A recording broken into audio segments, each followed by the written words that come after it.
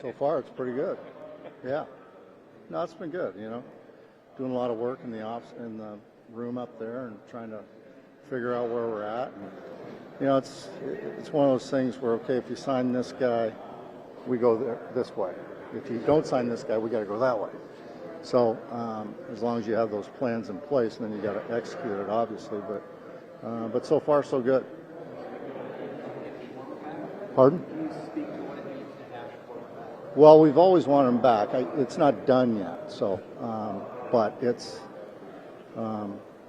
he's so different than most of the guys I've ever been around because he's got that. He's a great player, one, and he knows how to bring the heartbeat of a clubhouse down when things are going rough. So, and not only the clubhouse but individuals as well. So he's just I've talked about it on end. He's just a huge part of our ball club.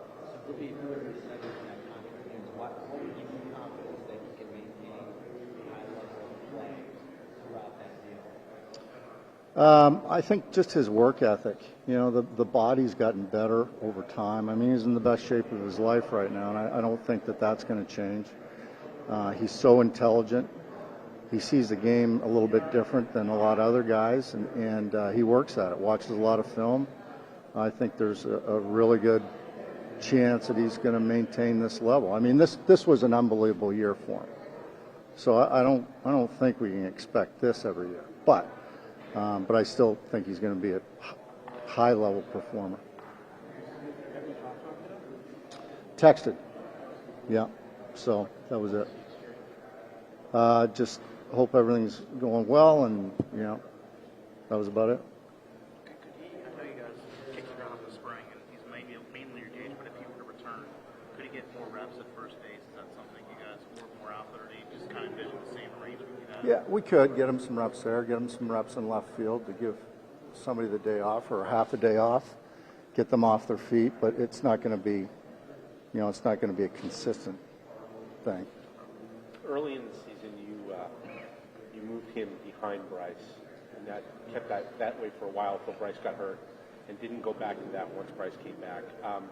Is that something you'll rethink doing, maybe to protect Bryce a little more? Yes, and I haven't talked to. I've got some ideas, but I haven't talked to the players yet, so I don't want to talk much more about that. But yeah, I've thought long and hard about it. Can you speak to maybe why you didn't go back to that arrangement when Bryce got back? Was it just a matter of how well Schwarber was hitting in that two spot? Yeah, and the fact that Harper was protecting Schwarber too. So and Schwarber's having at that point a career year, and I just didn't want to mess with it. You talked before, Rob, about you can do what you want, whether it's stay managing, not managing. You're happy with where you are. What led you to want to be here for 10 more years, mostly? It always comes back to, for me, are you having fun? Are you enjoying it? Are you getting in somebody's way? Are you getting in the way of winning? And I'm still enjoying it. I love the organization. This is the only place I want to go. I don't want to go anyplace else whenever I'm done. Because I love the people and I love the organization, from the owner to Dave to all our player development people. It's just a group of people that really come together and want to win baseball games and want to win a championship. And that's what I like. I'm sure you're aware about the treatment Bryce Harper underwent recently. I was curious what the level of communication is between the organization and the players in terms of medical treatment in the offseason, and what thoughts you had about such an important player going kind of off the board. Well, I'm not sure if it's off the board. We didn't know anything about it. It's an elective procedure, and I think it's designed to help in recovery. But other than that, I don't know very much about it because it's a new procedure. Have you spoken Yep. Yeah, no, he's doing good. I talked to him a lot, obviously, after the game. The next day, the following day, he came in to pack up, and we had another chat. And then I I talked to him a few weeks ago, and I think he's in a good spot. Robbie, after the loss to the Dodgers, the locker room with you and all, it was real emotional. And we've all seen end of season losses and all, but this one seemed a little different, like more emotional. Can you speak to why maybe that was, or did you notice it also? Yeah, a little bit, because I think, guys are probably a little bit frustrated that we've been there and we've been close and haven't gotten it done, and I think that's great motivation going into next year. But I think there's some frustration there. It was a hard-fought battle. I think everybody in that clubhouse felt like this was the year, or last year was the year. So it was heartbreaking, to tell you the truth. Dave and Preston both talked about this. They said they're going to try to give him a change of scenery. I was wondering if you could talk to Nick this offseason, and do you think a change of scenery would be good for him, obviously, he is what it is. No, I haven't talked to him, to tell you the truth. But I still respect Nick, because at the end of the day, what he wants to do is play every day. And you can't dog a guy for wanting to play every day. I've been around plenty of people that didn't really want to play every day. That's not my cup of tea. So, but yeah, I think that in some cases, it is good for guys to have a change of scenery and go to a different place and that motivates them in some certain way or helps them in some certain way. But whether that's the way it is with Nick, I'm not sure. How do you feel about potential for the outfield production? It's kind of been a struggle in the past couple of years. Just overall, as a unit, do you think, from what you're hearing in this week, what you know they're trying to do, that it can be better? I think it can be better, yeah. And we've got some ideas that, again, obviously you got to execute those ideas and those plans, but I think there's some good plans in place, and hopefully we can execute it so that we can be more productive. But I think the opportunity's there. I have not. It's tough. He's in Venezuela, and it's tough to get a hold of those guys sometimes. So usually I go through George Valandia on that, and I'm sure in the next week or two, sometime before Christmas, I'll reach out to him.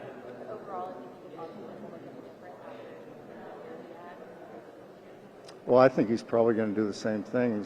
He's going to try to be in the best shape he can coming into spring training. And he was in great shape last spring training, throwing the ball well, and all that other stuff happened. So it was a little bit of a shock. But I'm sure we'll get the same Jose Alvarado back that we've had in the past. You talked about the short what he means to the clubhouse culture. Do you get a sense also what he means in the connection with the Phillies? Oh, yeah. I mean, they love him, and I think he really loves playing in Philadelphia. I really do. He does so much in the community, so much in the clubhouse. I mean, there's more to him than there are a lot of guys, because he just brings a lot to a lot of different people.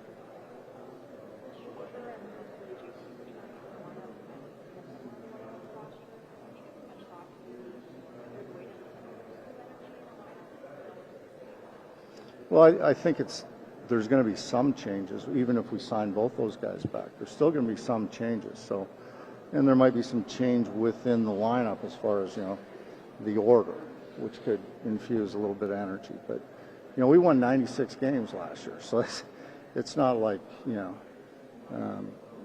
we're not doing well, and we've got a good club, and no matter what happens, we're still going to have a good club. One thing the Phillies haven't done since you've been manager is bring rookies and prospects through. It looks like that's going to start to change with guys like Justin Crawford. How do you anticipate bringing young guys into the club? Well, I always think when you bring a young guy up, close your eyes and let him play. And no matter what happens, he gets 2-3 months, whatever time limit you want to give him, and don't even talk. Just let him go. And I think that the guys that we have at the upper level of our system are performers, and eventually they're going to perform, even if they get off to a slow start. And that's why I say you just got to close your eyes and let them play and leave them alone, and let them work themselves out of it, because these are the type of guys that can do that. They have the makeup, and I think they can handle it mentally and emotionally. Because Philly's a tough place to play.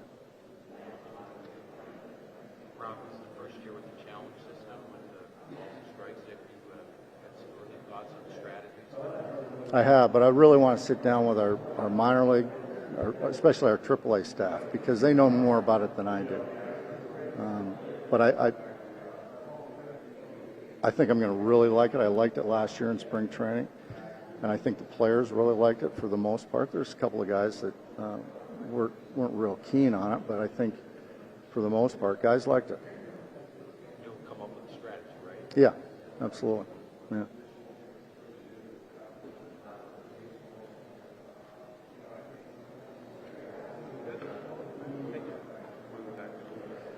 Hi. Japanese pitcher have been performing well.